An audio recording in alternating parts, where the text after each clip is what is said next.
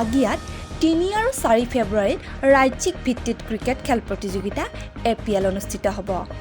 অহা 3 আৰু 4 ফেব্ৰুৱাৰী তাৰিখে গোৱালপাৰা জিলাৰ আগিয়া যোগেন্দ্ৰনাথ মেমৰিয়েল উচ্চতৰ মাধ্যমিক বিদ্যালয় খেলপথাৰত দুদিনীয়াকৈ ৰাজ্যিক ভিত্তিত আগিয়া প্ৰিমিয়াৰ লীগ সংক্ষেপে APL ক্ৰিকেট খেল প্ৰতিযোগিতা অনুষ্ঠিত হ'ব। প্ৰতিযোগিতাৰ নিয়ম অনুসৰি প্ৰতিটো দলৰে 9জনকৈ খেলুৱৈয়ে খেলত অংশগ্ৰহণ কৰিব পাৰিব। ভৰ্তি মাচুল 1500 টকাকৈ লোৱা হ'ব।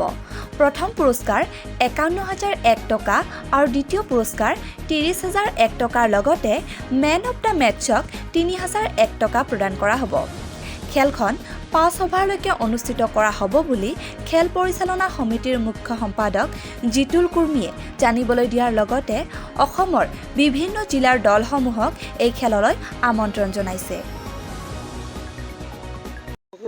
এই যে APL মানে আগিয়া প্ৰিমিয়াম লীগ সংক্ষেপে APL, হয়। এই APL খেলখন কেতিয়াৰ পৰা অনুষ্ঠিত হ'ব?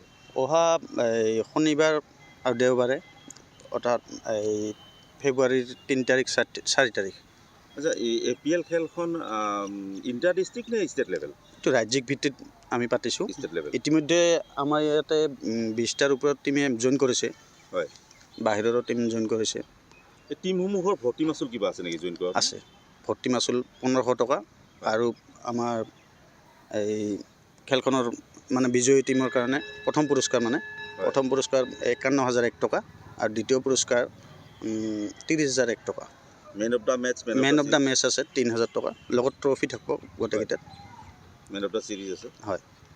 আৰু এই যে খেলখন হ'ব আপোনালোকৰ 3 আৰু 4 তাৰিখত যিসকল দলে ইয়াত অংশগ্ৰহণ কৰিব, তেওঁলোকৰ কিবা থকা খোৱাৰ সুব্যৱস্থা আছে নেকি? থকা খোৱাৰ তেনেকুৱা কি নাই। আমি 5 অভাৰৰ খেল এইখন।